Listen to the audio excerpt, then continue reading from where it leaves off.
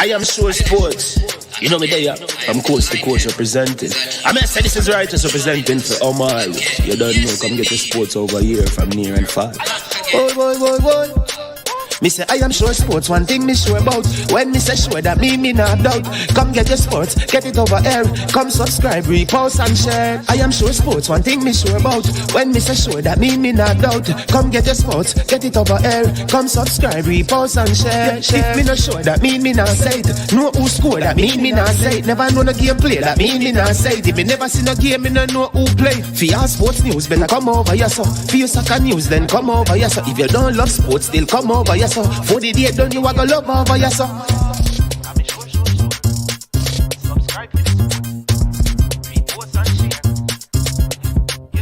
So when it comes on to behavior concerning football, Jamaica is decent. I am sure that if we can get all of these things done, set in place by the end of April, it gives us enough time before the World Cup campaign. Not afraid of no Brazil, no Argentina with these crap of players. We are good enough. Remember, like, subscribe, share. Listen, comment, let me know what your thoughts are. Trick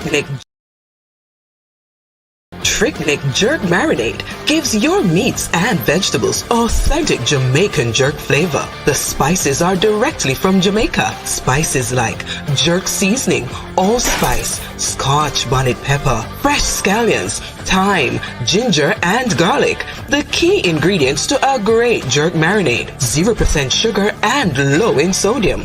You want to try it? Made up of 18 Jamaican herbs and spices, add delicious, bold flavor to your next grilling experience. Flavoring sauce, a marinade, basting, condiment, or topping. Trick Nick Jerk Barbecue Sauce.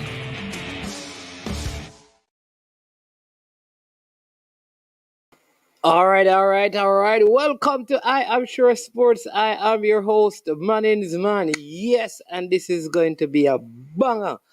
Top shelf, real big interview, big stuff we're doing today. So stay tuned. I am super excited as well today because it's a day when Arsenal won, Chelsea lost, and City drew their game. We are still top of the league. Big up all the gooners out there, all right? But I don't have a gooner today, but he is a clinical goal scorer, midfielder, right back, left back. You understand me? Utility player. We're going to get to him in a little minute. But first, we always want to take a few seconds to stop and give thanks for life because we are above the earth. We are not under the earth. So we give thanks for life. We continue to look to the hills from whence cometh our help. Our help comes from the Most High God. So give thanks to today. You understand me? If you're out there, you went on your Sabbath today, remember to pray for I Am Sure Sports and all our fans and followers. And I will pray for you just the same. Big up all our moderators, all viewers, all subscribers. When you come on, you have three things to do. Hit the like button, subscribe, and share. Those three things you must do to support the work that we are doing here.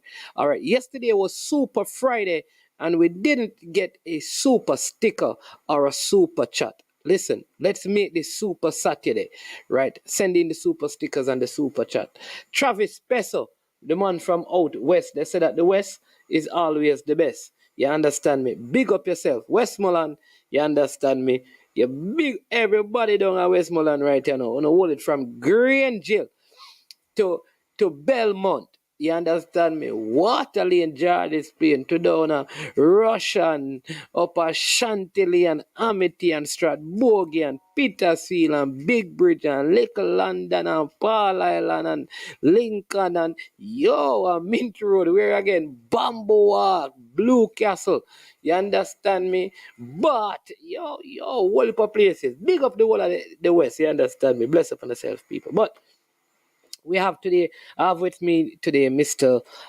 Akeem O'Connor Ward. Akeem is a defender who plays for the Memphis 901 FC of the USL Championship. All right, he's a 5-year pro, having been drafted in 2019 by DC United. That's in the MLS. He qualified for the USL playoffs on 3 occasions. Since he have been playing. He's a former U.S. Youth International, and he's also an executive board member of the United Black Players Alliance of the USL. And so I want to introduce him and welcome him to the platform. He is a Jamaican, Jamaican. You understand me? So we want to put that out there right away. Akeem, welcome to I Am Sure Sports on this, what they call Black History Month. Yes, sir. Appreciate you, man. Thank you guys for having me, man. I appreciate it. I really do. Yeah, man. We're doing wonderful. You're doing well? Doing very well, very well. No complaints, Woke up today blessed and, I get to play the game I love, so no complaints. All right, wonderful. All right, a lot of Jamaicans may not they may not know of Akeem, and they may be saying, "Who is this person?" Some are probably punching in name on Google to get all sort of information, but they don't have to do that because you're right here. Tell us a little bit about you, your Jamaican roots, and how you started playing football, and how you got to where you are today. Gotcha. So I guess I'll start with my Jamaican roots. So my dad was he was born in Kingston a minute ago, but born in Kingston, and then my mom she's English. But before that, all the roots back before that was Jamaican as well. So both of them are in touch with the Jamaican roots and still have family over there in Portmore and in St. Mary. So that's kind of where the roots is at, kind of how that was established. And then they moved over to America, and then they had me. And I was born in Brooklyn, New York. That seems like a big place where a lot of Jamaicans moved to, to Brooklyn, New York back in the day. Didn't stay there too long. We ended up moving to Virginia, which is where kind of my exploration of football kind of came about. My uncle, who loved to play football, was kind of the one who introduced me into it. And so he's English also with Jamaican roots as well. And so he kind of got me into football at a young age. And then it kind of went from there. I kind of remember talking to my mom about stuff. And it was like when I was about 6 or 7 years old, I decided I want to be a pro, and this is what it is. Plan A is plan B kind of thing. And then grew up playing, even though I lived in Virginia, I grew up playing in Maryland for the most part. And then my journey kind of got all over the place. I jumped around clubs a little bit here until I found kind of my home at a boarding school in one of the coldest places in America, Minnesota. So I was out there for 4 years. So that's in college or in high school? That was high school. So I got home at 14 years old. And I was doing my own laundry, having to deal with not being around parents. Had to grow up really quickly. And it was a blessing because that helped me develop as a player and as a person faster than most people. And so I was there for 4 years, had a few injury setbacks and, what football is about. But during that kind of time, between 14 and 18, I saw a big amount of growth because I was just playing. I was playing as much as I could. I wanted to be a pro, and that was what I wanted to do. And then I kind of made the next step into the kind of American route into professional aspect is through college. So instead of coming back to the East Coast, I stayed in a place as cold, Omaha, Nebraska. So I was out there for about three and a half years. Ended up graduating early. And that's kind of where my kind of versatility came into play, and me learning how to play left back and right back in different positions. Okay, so you left from University of Oklahoma? Omaha, Nebraska. Omaha, okay. Mm-hmm. Okay. And that's where you got drafted from? Correct. Into the MLS?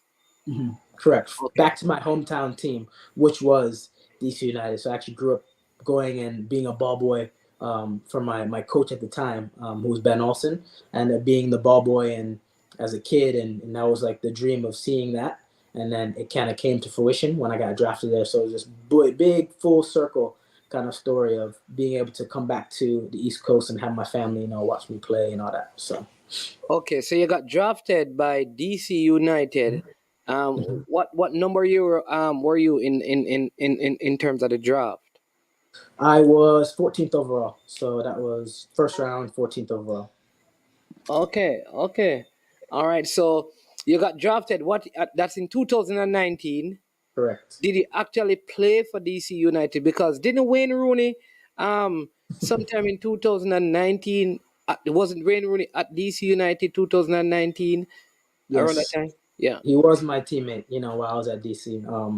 And that experience was surreal. I remember meeting him for the first time and him introducing himself as Wayne. I was like trying not to say, yeah, I know, kind of thing. Yeah. But really humble guy and learned a lot from him. And he's found his way back full circle as well to be able to coach the club now because he's actually coaching the club. And so, but yeah, he was my teammate while I was there at DC.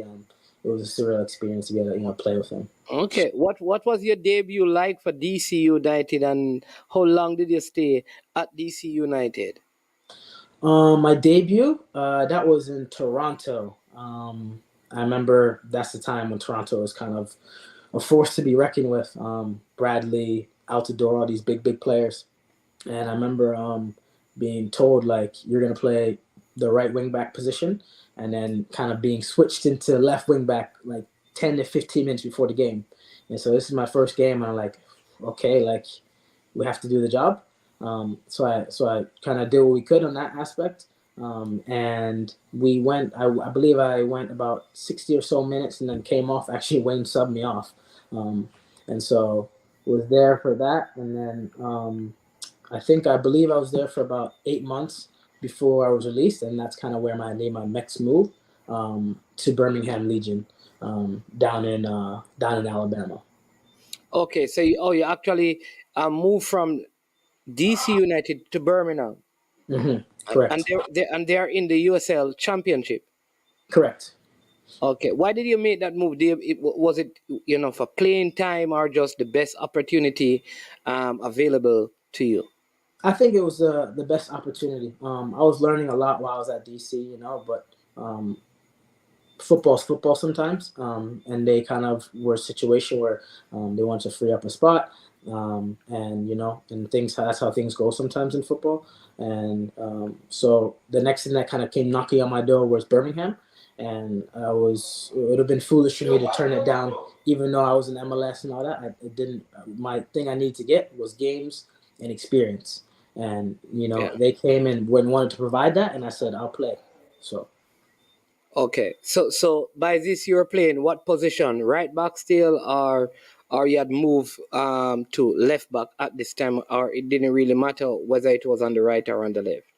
It didn't matter, as well as the coach acknowledged that. So it was right, left back. It literally depended on the game, as well as if guys would get subbed off on the left side, they mid game put me to the right, or vice versa. So it was kind of left and right as much as possible.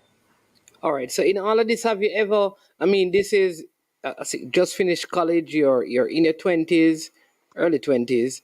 But in all of this time, right? You knew you had Jamaican connection. Was there ever any step being made? Any inquisition about the possibility of playing for U17, U20s for Jamaica? Was there ever a call out? Was there ever an opportunity that presented itself to you in your early years, just going back to, or you were just so far out in Minnesota in boarding school that nothing like that would have been possible? I think it's the latter. I didn't know what I didn't know. I didn't know how to go about the process of that. I didn't know what that looked like. I don't believe my parents knew what that looked like at the time. As well as like at that time in the past, so 3 or 4 years before that, I was with the U14 national camp. That was kind of like where the idea was at, and that's Okay. what I knew, and I had scouts and stuff like that looking while I was in high school at outside backs in that position. So that's kind of where my head was at. I knew and I believed that I could play at a high level. I just didn't know for what national team. And so that kind of hunger that came to fruition a bit later in my life, especially for Jamaica. Okay. Okay. So tell us about your time at Birmingham. What was that like? Like I said, I mean, you were drafted 14th overall in the MLS, and Birmingham is a step down in terms of level of competition. So were you a standout there, seeing that, hey, this is an MLS player coming down to play with us? What? Yeah. It was a humbling experience because it's difficult to get drafted, and that was my idea of the dream as a professional footballer, is in the MLS and this and that, to be let go, and then I guess, like as you mentioned, playing the USL Championship at that time.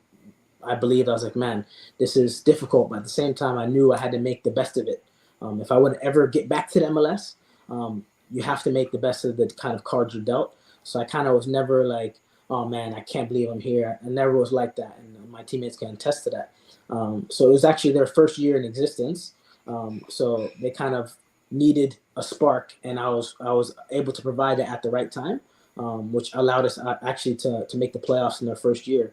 And so I kind of was never at the kind of idea of like, man, this is a step down. It was like, this is the USL Championship. Okay, you weren't good enough at the MLS at the time, so now it's time to show why you deserve to be there. And so I kind of try to use that as my kind of fuel, my motivation kind of thing. Yeah. And how long did you stay at the Birmingham Legion? I was there for probably 2.5, 3 months, to be honest. Yeah? Yeah, I was there for the rest of the year. I played about 15 games. Oh, you left.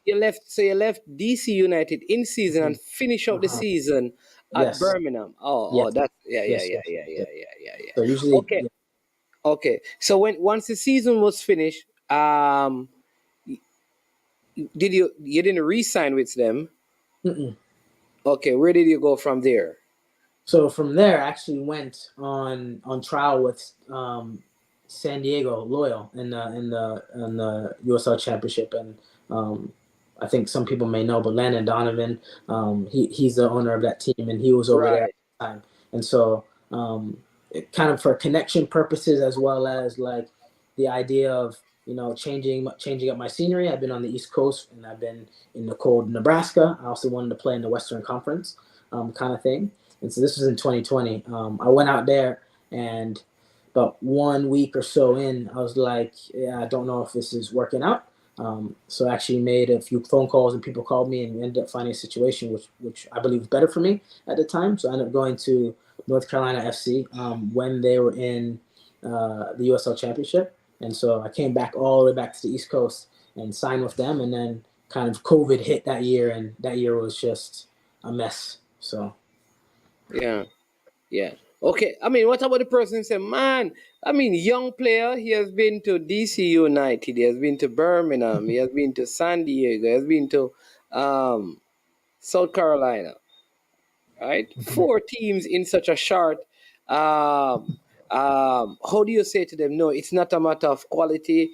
It's not, meaning it's not that I can't play. It's not that, it's just that the situation not right. How do you explain that to persons who will have that kind of a question, to say, hey, but this player changed 4 clubs in 6 years? What was it? How would you explain that to those who would pose that question? I think of it completely differently. I think of it as a skill, to be honest. It's not easy to go into a new locker room mid-year, integrate, play, because if people were to go look at all these clubs I've been at, I play. I'm not kind of a player that sits on the side and wants to be that type of guy. I want to play. I want to help the team win, and I want to help any way I can. And so when people look at that, they may think he jumps around a lot, but this is true. It has happened, and that's just how it's gone. But at the same time, every club I've been at, I've been able to make an impact, a positive impact. Yeah. And all the clubs I've been at, besides maybe one, we made the playoffs. So I think that's a pretty positive impact and pretty positive thing kind of on the resume. Yeah. All right. So North Carolina, when they were was the last team, right? You spoke about the pandemic, and then pandemic came, all of that. Where next did Akeem go and play? I went to the Oakland Roots out in right. Yeah. out there in California. And so I kind of found my way back into the West Coast. West Coast, yeah. Correct. And what was that experience like? And how long did you stay there? What were some of your accomplishments while you were there? So that was different than what I was used to. In Virginia, there wasn't very much diversity, if I'm being honest, and as well as Nebraska and Minnesota and all the other places I've been. So that was the biggest thing for me, the diversity of the amount of people I saw that looked like me, and the culture and all that stuff off the pitch. But on the field, I kind of felt like it resonated with me, the hard work and the work ethic that they portrayed. And so while I was there, it was an honor for me, and I was able to help captain the team in its first year in like existence for the USL Championship. We didn't start off well by any means, but we ended up finding our way once again into the playoffs. And so that was a beautiful thing for me, to be able to help another first year team make it into the playoffs. Yeah. And you captain that team. Yes. What is your goal scoring record, though, or your assist record? Like so far up to the point of Oakland Roots. Mm-hmm. What has been your assist record or goal scoring record from the position, or your best in terms of either assist or goal, or your best season, you would say up to the point when you were at the Roots? I think it was 1 goal, 4 assists, I believe. Okay. I think that was like the best year I had. Okay. 1 goal, 4 assists. And I was playing left and right side, so I was right foot, left foot. And so I think that was what it was before going to the Roots. Okay. And now you're at Memphis 901, and they are in the USL Championship as well. Correct. All Yes. right. And this is going to be your first season with them? Yep. Okay. All right. So you're in preseason now. I mean, what is your target? What are some of your goals for at this new club in Memphis? What is the plan? The plan is to win, and by any means necessary kind of thing. I'm kind of a guy that, it's kind of cliche. I love, a lot of people say it, but I kind of embody it. I hate losing more than I love winning. I absolutely do. That's just something about me. And at this club, they kind of established that they have the ability to make a run and win. Not saying the other clubs haven't, but statistically speaking, last year they ended up second place in the Eastern Conference. And Eastern Conference is a very tough conference, just like the West. But what I really want to do is be able to contribute as much as possible. Either that be goals, assists, tackle rate, interceptions, pass completion. I want this to be my best year. And I think I put myself in a position physically and mentally, and then spiritually, as well as what team I'm on now, to be able to kind of accomplish that. Yeah. If someone were to say, please tell us, define your game, the type of player you are, and then because a lot of coaches that I've interviewed on this platform, their scouting reports look at the skill set of the player, but they also look at the character of the player, like what kind of person you are. But firstly, what is your skill set? What are some of your how do you define your style of play? Yeah. Gotcha. I guess one of the biggest things I would say is I'm dynamic, with and without the ball.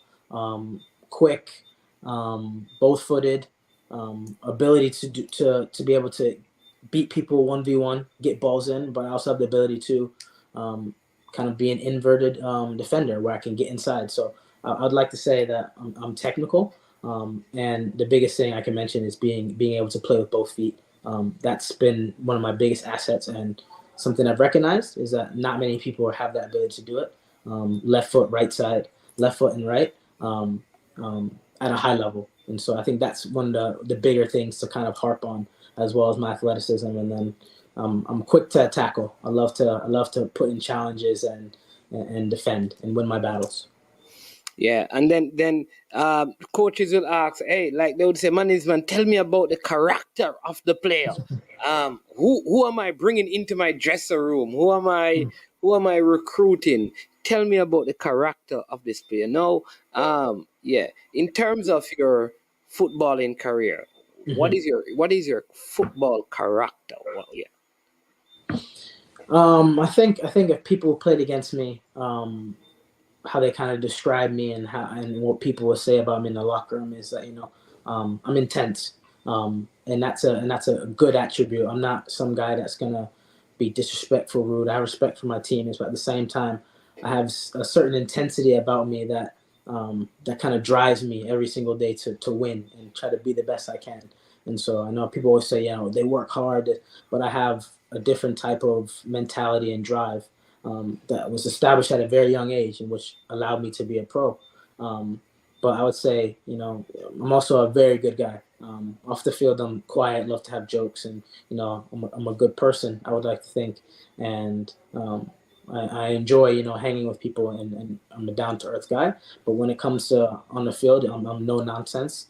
I like to get my job done, and then after off the field, can have a chat and we're cool. So. Yeah, I know you also have a desire of one day representing Jamaica. And I know you have gone about getting your documentation, Mhm. meaning you have your Jamaican passport and all of that. Mhm. Uh, why at this time? Why Jamaica? What is uh uh perking this desire at this specific time of your career, especially when many would look from the outside and say, but where is Jamaica's football? Yeah, I know, and I've been following Jamaica for some time now, and I've seen where things are at, and the players I've known, players who've come through, and all that stuff. But it's just, I think, my family, particularly my father and the roots from back there, that kind of has been a big motivation for me. I think one of the best things that I could ever experience and be able to give to them is is the honor of being able to wear the Jamaican jersey.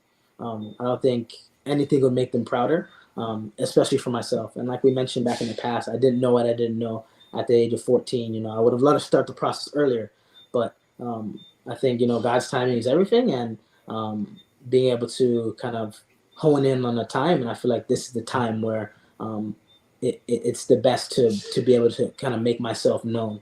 And it would be the biggest honor and the most prideful thing possible to Yeah. be able to represent my father's country. Yeah, just in case you people didn't believe you have Jamaican connection, your aunt has just checked into the show. Her name is Natalie Aikman, and she says, "Big Auntie up my nephew Nata, Akeem." Yeah, Auntie Nata. yeah, enough love from Portmore. So have you ever been to Jamaica? Yes. I hate that it took me so long, but this past November, yes, I was out in Portmore, visiting family, actually revisiting my roots all the way in Islington, and getting to meet my father's grade school friends, who he hasn't been back in Jamaica in a long time, but they looked at me and they said, "Oh yeah, that's Richard's son," and I was like shocked Mm, that like they yeah, even. It's like, yeah, I know I look like him, but like, yeah, that's Richard's son. They could tell from how I'm walking up in my face, and I'm like, that is it was an so that was experience that. that was your first time in Yes. Jamaica. hmm At That was at, my first time. at what age? 27. 27, first time in Jamaica. Whoa, whoa. What are some of the things you enjoyed outside of seeing your family and finding reconnecting with your family roots and stuff? What are some of the things um you know you enjoyed, or some of the things you probably saw for the first time hmm about Jamaica that maybe when you're in the States, you only heard about them. So this was the first time you were seeing them in live and living colors. Uh-huh. I love the aspect of it felt like everybody was in it together. Everyone wanted to help one another, and everyone wanted to be respectful of one another. Not saying that's not the case in the U.S., but I saw a different type of love for each other that I didn't feel in the U.S. To a certain aspect. I also love the kind of I, a lot can be moving in the U.S. and I love the simplicity in the sense of of how things were, and I loved how I was able to walk down the street, have conversations with people. People weren't just moving. It was a different pace. It was a different pace. It was um, it felt like I've been there forever, and it was like a beautiful experience, and I was mad. I could tell my mom was with me, and she was I don't want to go home. I don't want to go home right now. I want to stay. But once again, I will be back 100% for sure, and it was a beautiful experience. Yeah. All right. So tell me about Jamaica's football. How much do you know about Jamaica's football and Jamaica players, and Hmm. um, who are some of the players that you know who are in our present team? And yeah, Hmm. So I played against players like Speedy. I played against and played with O'Neal Fisher, Amal Knight, a few other players. So I get bits and pieces from them as well, within the organization, but as well as watching it on TV. It's different than being a part of the organization and being within it. But I've watched matches of seeing what it's about. I've talked to players about it, and I've also just kind of seen what's been happening, and you know it's no better time, I guess I would say, right now to be a Jamaican. It's very competitive to get into the team. It's on the up and up. That's what I'd like to say. yeah, I believe it's going to be on the up and up. yeah. All right. So one of the biggest challenges that this is a continuous discussion in the sports space, the football sporting space in Jamaica. And the view is that many Jamaicans view the USL as, they call it, the death league. That is where talent go to die. Hmm. All right. And this is mainly the persons who are in Jamaica. They look at it and they think about even some of our more promising players coming out of high school. I can give you like Lamar Walker, who ended up in there back in Jamaica. Nicky Daly was there back in Jamaica. So many people feel like, okay, and one of the sentiments, and maybe because I have to help you understand the culture, the sporting culture. One of the sentiments is that there are even persons of the view that no one who plays in USL should ever represent Jamaica. They need to move and go into the MLS or move and go to Europe. That's their thing, because they just have this idea. Now, having watched and seen the USL, other nations in Central America Hmm. have players in the USL, another Caribbean nation. So it does have its benefit. It does offer good salaries and that. No, you're in the USL and it's 27. You're 27. I Hmm. mean, how difficult you think that makes your pathway into a national team that is now looking to recruit people from the English Premier League and don't want to go into the championship. They just want those in the top flight of England and Hmm. the top flight of the USL. How are you going to break down the door? And are there? You understand me? Or Hmm. can you remain in the USL and still break into, like I said, a national team that has a lot of talent, like, all over Europe, even those born in Jamaica, those born outside of Jamaica? How Correct. do you see that pathway and how difficult it is? Can you break down the door and all Hmm. of that? And what has to happen for that? And maybe our opinion of the USL is wrong. So it's a lot of different angles to the question. So let's see I how. got you. Yeah. So no, just to answer the kind of the first question of, like, the league to go die. Um, didn't know that, so that's good. That's good. That's good to know, and to have a reference point in regards to that. But I do say it's a different league than it was when I first got in it, because a lot of ex MLS players have come into the league. So I think the league has Yep. grown and gotten better. So that reference point of, it's where players go to die, and this, I don't believe that too much, because I have seen the league grow, and I only think it will get better for sure, as we're seeing, obviously younger players being able to be sold to Europe. But I have seen players, a decent amount of players now, get a chance to move to the MLS, and Yeah. so I've always been about betting on myself, and so God willing, I believe, and hopefully that's my path as well to get back to the MLS, and to get back to that. But at the same time, you never say never on being able to play in the USL as well as play for your nation. And so to the people, say, we don't want that, we can't do that. I understand and I respect it, but at the same time, like, I know what I can bring, I know what I can provide, and I'll always bet on myself to be able to do that. And I know we have big players within the pool, and that's a big thing. But also, I think just being able to be a leader and just bring my team aspect to it, and the team aspect, respecting all things Jamaican. I think that that could help improve the team as well as my physical qualities and what I've mentioned before in the past. Yeah. Have you had like had conversations with anyone in the federation, coach, because we have a new coach, an Icelandic coach, Himir Hallgrimsson. There's a technical committee. Have you ever spoken to persons? Well, I know you said that at some point I think Amal was at San Diego once. Were you there at that time? Yeah, that's when I met them all. Yes. Okay, all right, cool. So, I'm just trying to figure out if during all of these things, any conversations have ever been had about, hey, there's an Akeem Ward, he is Jamaican connection, or have you like, okay, you have your father who knows in Portmore, who that kind of a, who can you talk to in Jamaica to help them to know about me, or that this is just coming to the fore now, or attempts Gotcha. were made before and they never amount to anything.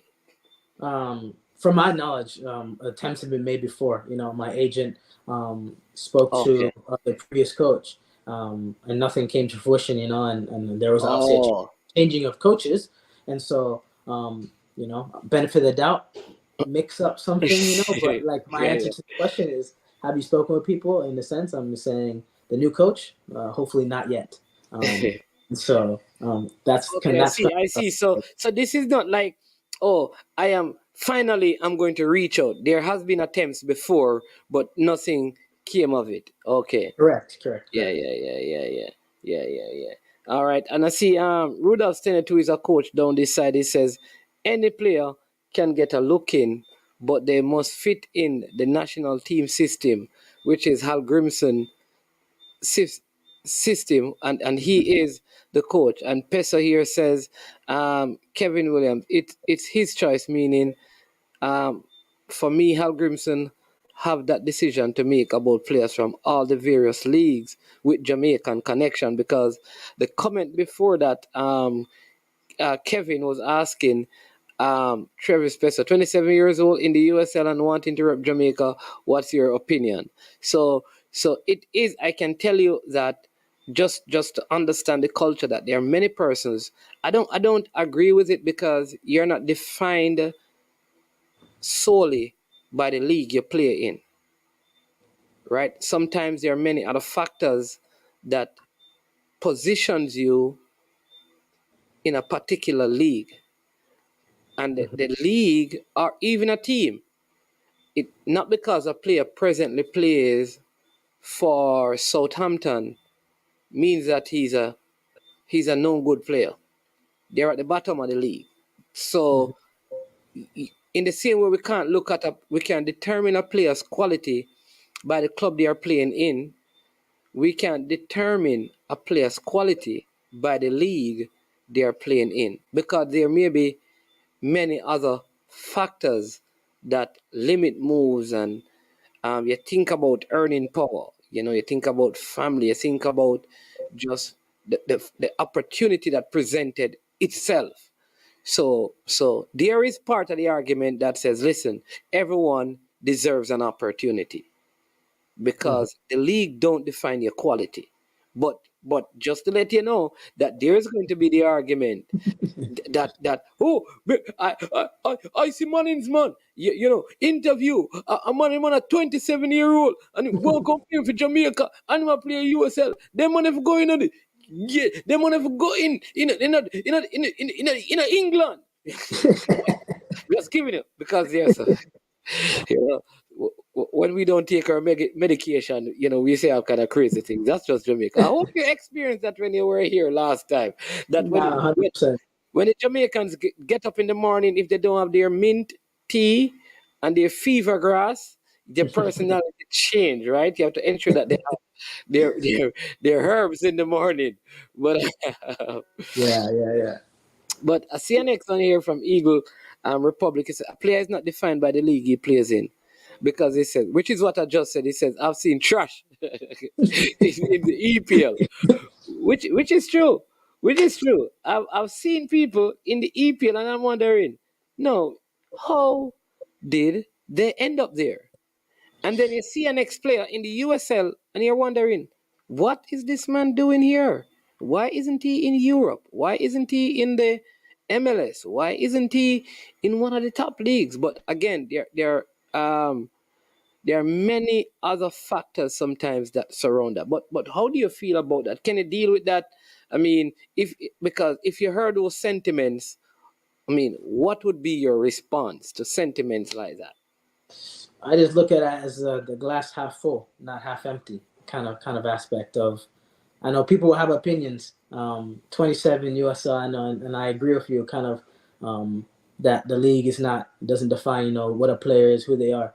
As you said, everyone deserves an opportunity, but I believe I'm going to use this year as a platform to show why I would like to earn a spot, not be given anything.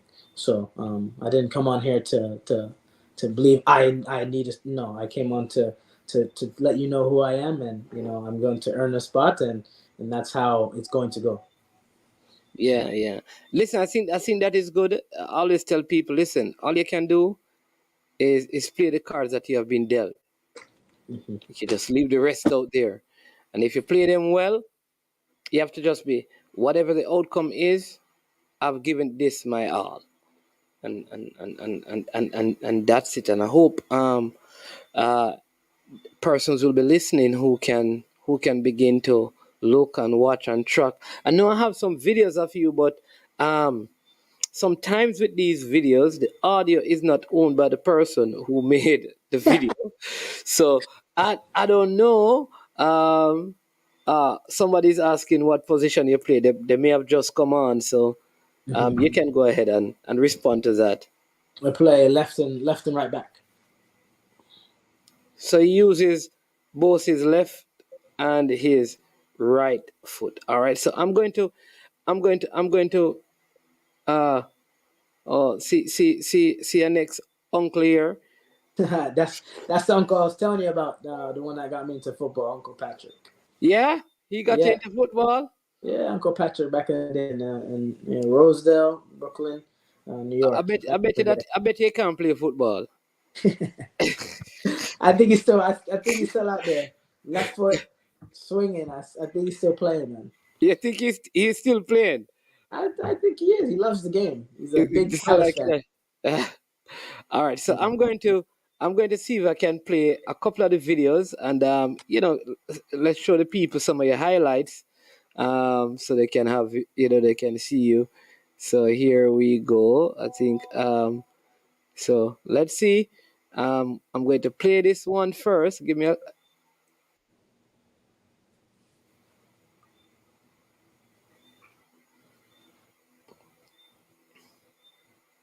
All right.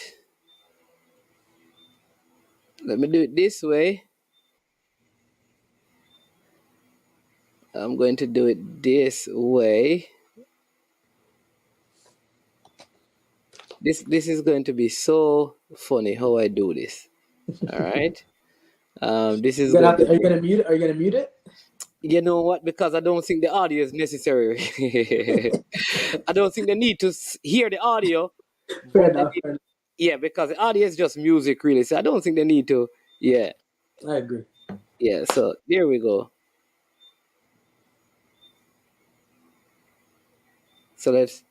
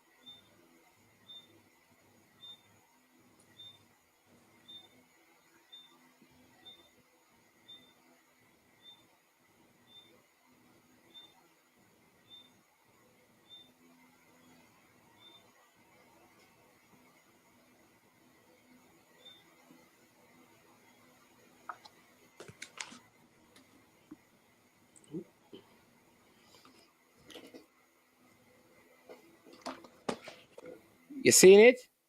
Yeah. I see it.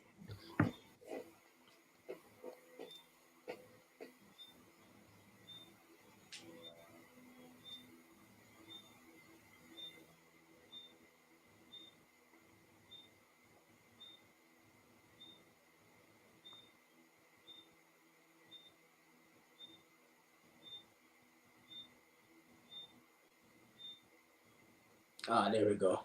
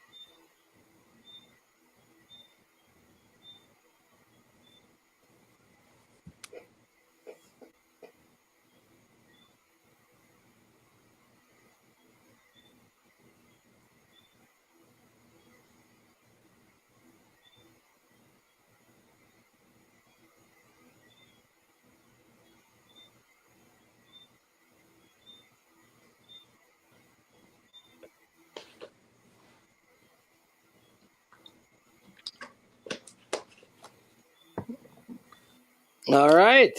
It goes better without the sound, to be honest. Yeah. Oh yeah. Yeah. All right. All right. This one. This person says, how long ago? Is I think. How long ago are these clips? The past 2 years, last year and the year before. Okay. Yeah. Yeah. Yeah. But good stuff. Good stuff. I hope that Yeah, yeah. I mean, I hope, like I said, the persons that are around can see some of these things, and as you continue to perform, like I said, you do what you do. That you're there, you're available, you're playing. Can play, like I said, both sides. One of the areas I know that our team has struggled is in the wing back era. We struggled like in the World Cup campaign with right back or left back. So it's kind of amazing that in the last campaign you said that your agent would have reached out and nothing but change a coach, change a stuff. So let's see. Yeah. All right. Yeah, we have a few minutes to go.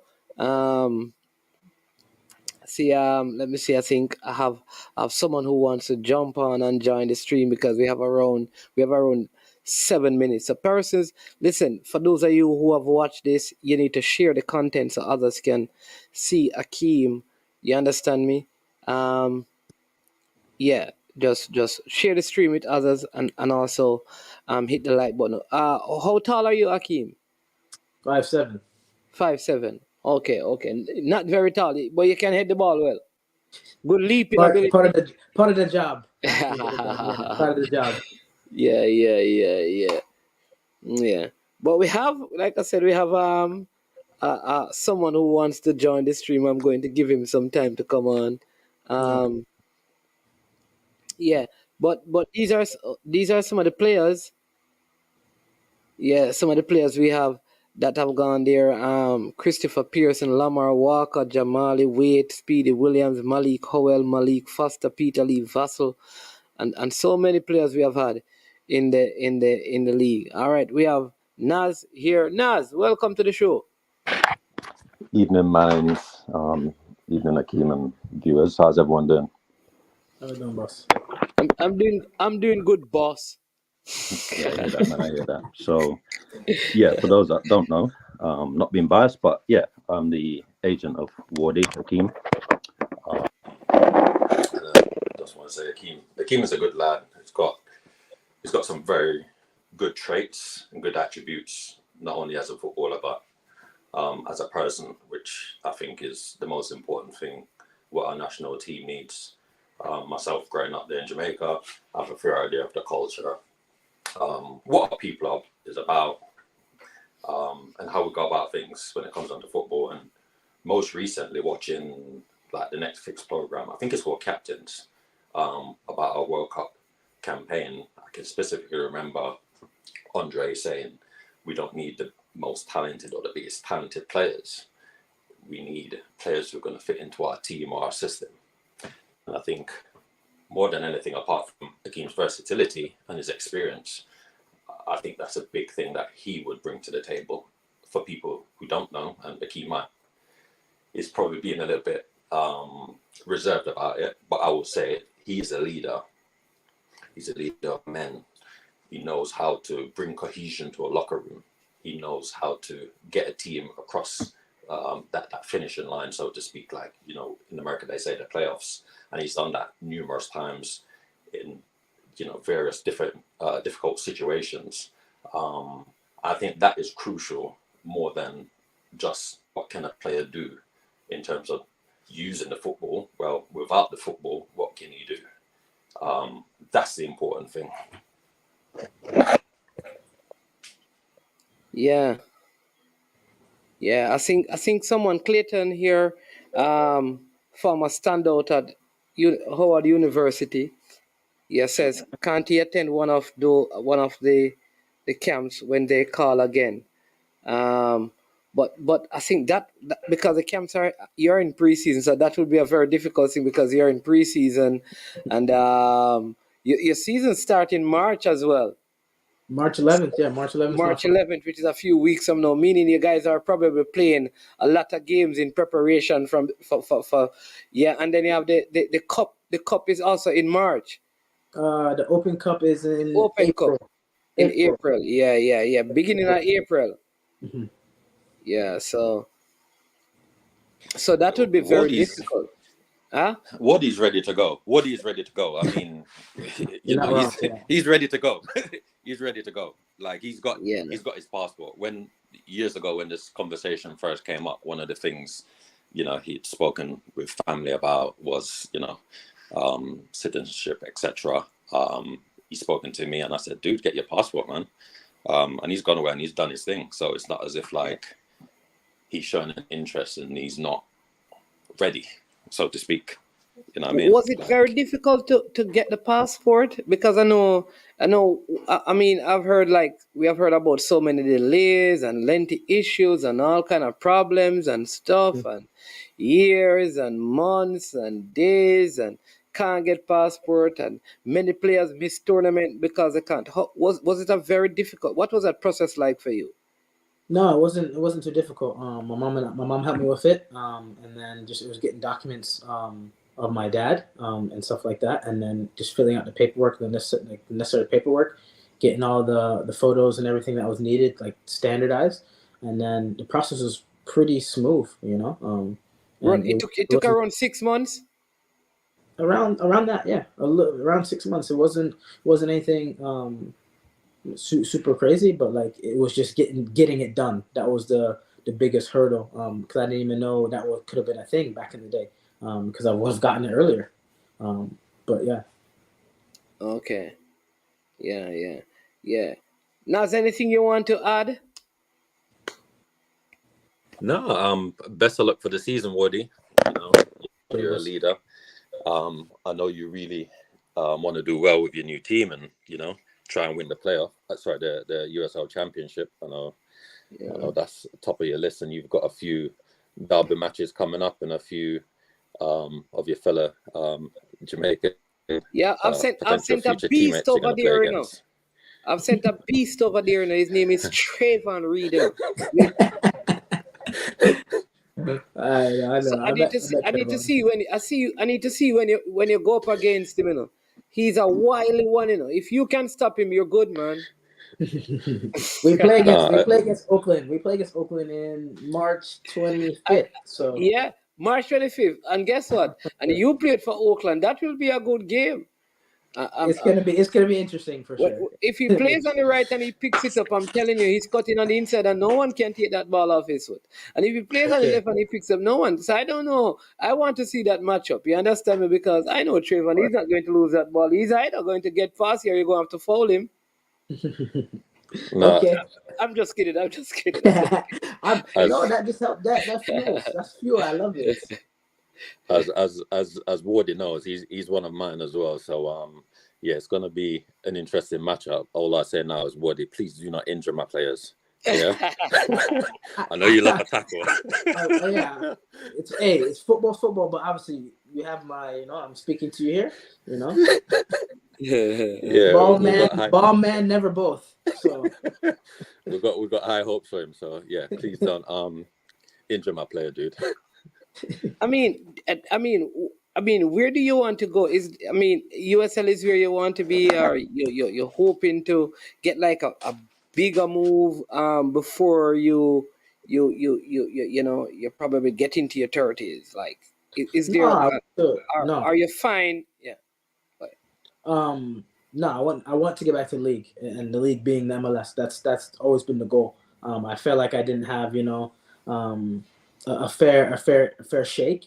There's been interest in Europe, but it didn't pan out. It didn't kind of align with what was going on. And so I felt like just where I was at would still help me be able to get back to the MLS and get to my highest level. That's my main goal for myself intrinsically, is like, what's my ceiling? And I didn't really I feel like I didn't get to test it when I was young in 2019 in DC, and now I know way more than I know then.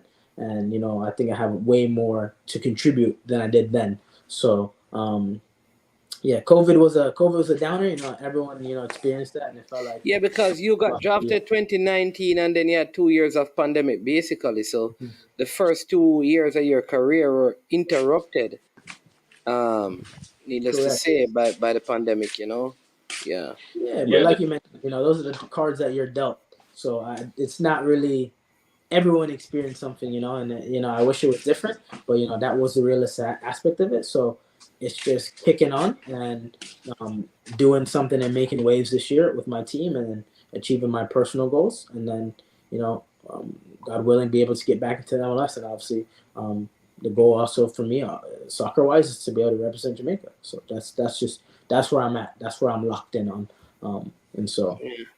Well, a good thing that we're in a situation now where our new national coach, he's looking at as many people as he can as he seeks to fine tune, the right group of players to bring us into, the 2026 World Cup that will be held in CONCACAF.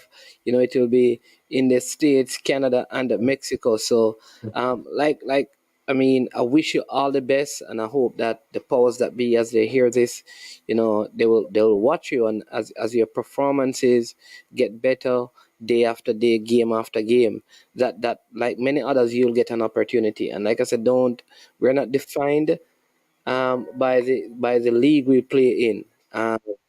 You know, yeah, um, yeah. So I'm kind of I'm kind of cool if a player is there and working hard and doing their best.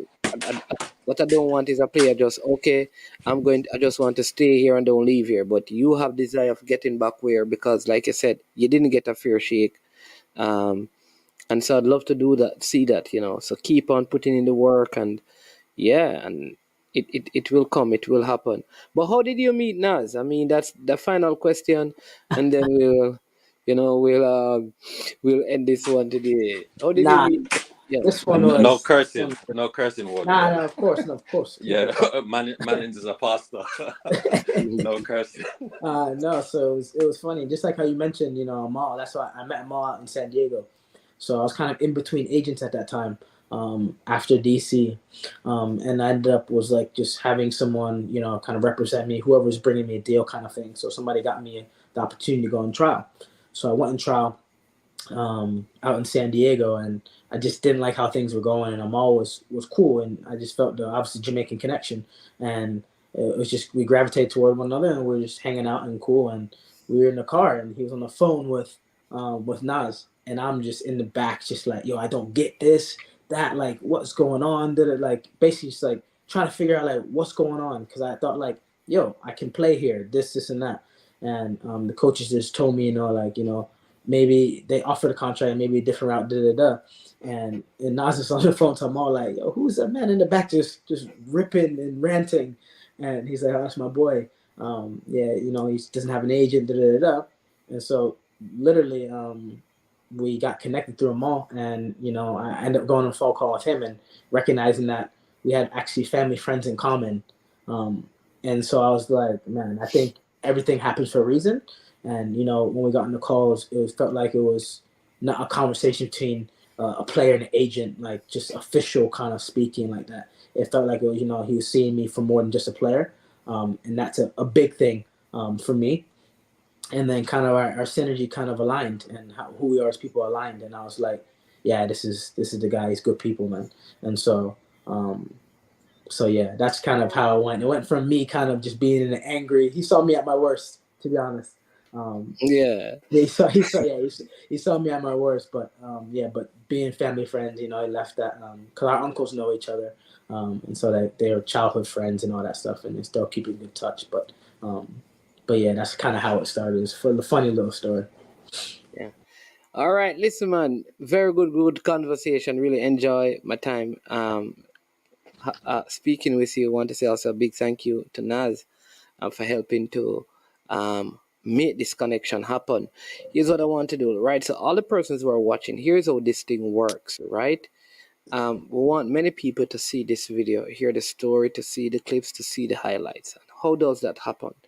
The more of you who hit the like button, the more of you that share it. That works. it does wonders. So if you like it, you like the video. That's how it works, right? So you do that for Akeem. What you do for me is you hit the subscribe button. And that combination works. Subscribe, like, and share gets the videos everywhere. Yeah, that's that kind of rhyme. So make sure you do that, right? Akeem, I mean, just take some time and thank who you want to thank, who you want to big up, who you want to heal up. That's how we say it in Jamaica. And then we will sign out on this one. Nah, first off, thank you for having me on. Time is valuable, and so I appreciate you, my next man, having me on here. Appreciate you, Nas, for getting it sorted, and then all the family friends that tuned in. I appreciate you guys. Hope to continually make you proud, and let's move from here. So I appreciate you all. All love. So you have to make sure you big up Patrick and Natalina because they facts. Uncle Pat. Direct shout out, Auntie Nata. Direct shout out. I'll be back in Jamaica to see you again soon. No way. But yeah. Yeah, man. All right. Wonderful, wonderful. Listen, what did you do in college? I didn't even ask you that. So I got my bachelor's in business marketing. So that was finished that. Like I mentioned, about 3.5 years. I graduated early so I could get drafted. And then awesome. That's what's that. All right. That's awesome, man. So listen, thank you so much, and again, big thank you to Nas for making this happen. All the best to you, and whatever we can do to make this. Oh, Nas was here and then he disappeared. Don't know. Yeah. You say thank you and you say I'm gone now. Yeah, and he's gone. I don't know what's going on with him. Yeah, man. But thank you so much for coming on. And listen, to all the persons who watch the content, we want to say a big thank you to you for sticking and staying with us for this hour and 10 minutes. Again, I encourage you, I implore you to hit the like button, to subscribe to the platform and share the content, right? The more of you that do that, I guarantee you that the more persons will watch it, the more persons will hear Akeem's story, right? And more persons will do stories and speak about it. And the more persons do that, the greater the opportunity he stands of getting an opportunity. Maybe by you listening to it, somebody who can make a decision concerning him getting an opportunity will hear it and will do something about it. All right. This has been I Am Sure Sports. I am Manning's Man. We will be back with you in probably 5 or so minutes to do the watch along for Jamaica versus Guatemala in under 17 action. Take care, be safe, and continue to look to the hills from whence cometh your help. Remember that your help comes from the one who made the heavens and the earth. That's Akeem O'Connor Ward over there. I am Manning's Man. When it gets to this point of the show, we say we are over and we are OUT out of here. Boom, check it out. I don't know it's Jason. I'm a represent for I Am Sure Sports. For the latest news and updates, check out I Am Sure Sports. Make sure you go to the YouTube channel, subscribe and share. Jace representing I Am Sure. I Am Sure Sports.